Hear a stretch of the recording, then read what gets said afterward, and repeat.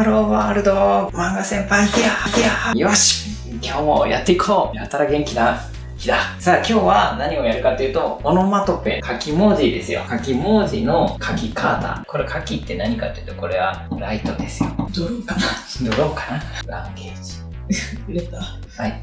ドローレター。で、これジャパニーズ漫画家でも結構苦手なね、人多いんで、ちょっと僕から言っておこう。漫画先輩が常に言っている書き文字にはパースがあるぞ、みたいな。パースって何かっていうと、パースペクティブですよね。絶対書けない。フリースペリングの漫画先輩が。ね。パースペクティブってこれ多分遠近図法とかだよね、多分ね。で、遠近図法とか言われてもってなると思うんで、これでもジャパニーズミーニングも変わっちゃってて、パース書いてみたいな時にジャパニーズ漫画家が思い出すリメンバーするのは消失点とかがあって、なんていうの、バニッシングポイント。こういう流れのことをなんかこうパースと表現したりすることが結構あるんですよ。で、書き文字にも僕は流れがあるんだなと思っています。だいたい2通り2種類ぐらいの流れの上に沿って書くとよくて、例えばね、とかとかも、これはこういう流れとパラレル。そしてこういうこの線上に、今これだと2種類の線上に大体全て揃うから、これは多分絵的にうまく見える。でもジャパニーズド、これドなんですけど、本当のジャパニーズドはこうなんですね。こう。でもこれをじゃあリアルにこうしてしまうと流れに逆らうことになるので、絵的にちぐはぐして勢いつかないんですね。だからもうこれはもういいのよ。上げてしまえと。みたいな感じで、2つの流れにうまく反らせてあげることの方がうまくきっと見える。これはどうじゃなくたって全部そうで、例えばさらに言うと、ここの流れが画面上のピクチャー流れと沿ってるとより多分良くて、例えばじゃあ手前から奥にパンチ。こういうなんかこう流れがこうあった時に、こういう流れがこうあるんだったら、この流れに例えば沿ってドンって入れてあげるとかね。今の流れがこういう風に来てるからさ、それに沿ってこの書き文字の文字の流れも入れてあげる。こっちもこういう風に流れてるからドカみたいな感じで、この流れをうまく意識して、そこに残るような感じで2つ線を意識して入れてあげたりするとうまくはまるよみたいな。ここドカのここもね揃ってた方がいい。この流れとこの流れ、2種類かの流れの中で書いてあげた方が多分収まりがいいんじゃないかなと。収まり、絵的なまとまり、まとまりングな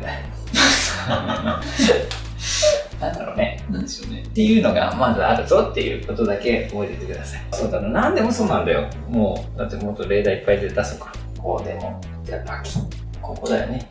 こういう流れ、こういう流れ。2種類ぐらいの流れの中で書いてあげると、こう広がってるやつとかなんか難しいんだよね。だから漫画先輩的にめっちゃ難しかったのがリンゴンかな。これは何の音ですか？これはね、鐘だね。教会かなんかの鐘が鳴ったみたいな。で、これがさ、だから流れに沿わせるとさ、リーソゴーソとかね、ソーンとかみたいになってきてね、読めないみたいな。これリ、これソ。これんなんですけど、もうね、読めないの。もうこれこんなもん全部そうだよって見えるかもしれないけど、これでもリソンここら辺が組み合わさった書き文字すげえ難しいなみたいなことは思っているですね。ピッとかこういうのはいいんだよな。こっちに向いてこうだよ。あとはとか難しいよね。ドンとかね、さっきのと同じ意味でドン。をね、なんかもうギリギリに見える綺麗な形を探してあげるといいよね。そんなこと言われてもなまあでもそれはいいや。ジャパニーズ漫画家が苦労することだから。今から言うのは、だからちょっとそれを踏まえて、海外のアルファベッツだったらどうするのか考えよう。多分同じことなんだよ、きっと。バキって海外では何て言いますか？じゃあバキって言うとするじゃないですか。バキ。ジャパニーズではよくバキとかドゴ言う。多分これをそれ考えると流れを意識するわけだから、これは多分もう文字だったら共通なんですよ。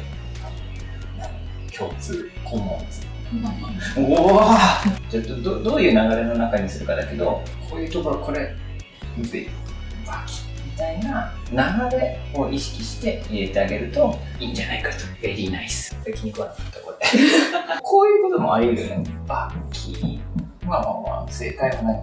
バッキーでしちゃうのもいいし、バッキーしちゃってもいいかもしれない。というわけで、これも2種類ぐらいの流れの中で書いてあげるといいんじゃないかなみたいな。do line please 他何かあるかな。バキ以外にバンにしてみるか。バンだから爆発するんだよね。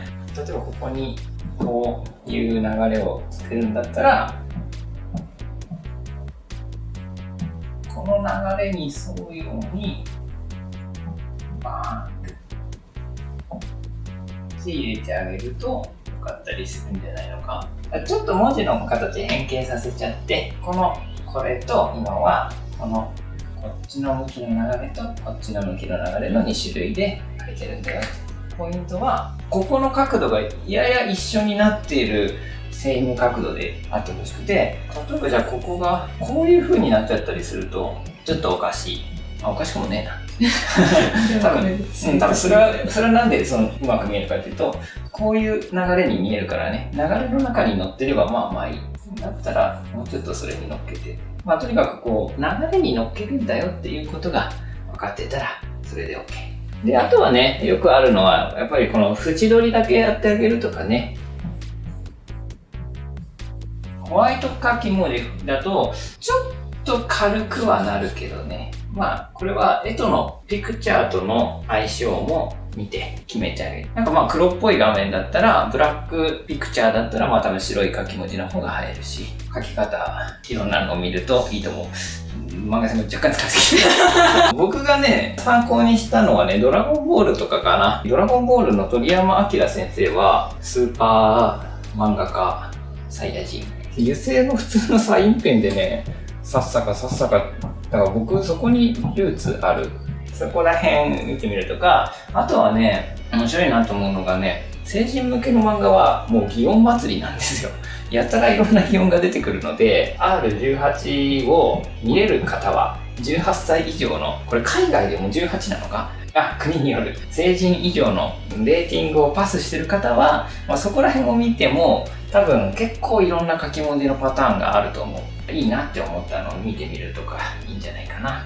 そんな感じで最後に成人向けをおすすめしていくというね斬新なスタイルでいいんだ、漫画はどこからでも貪欲に吸収するんだ。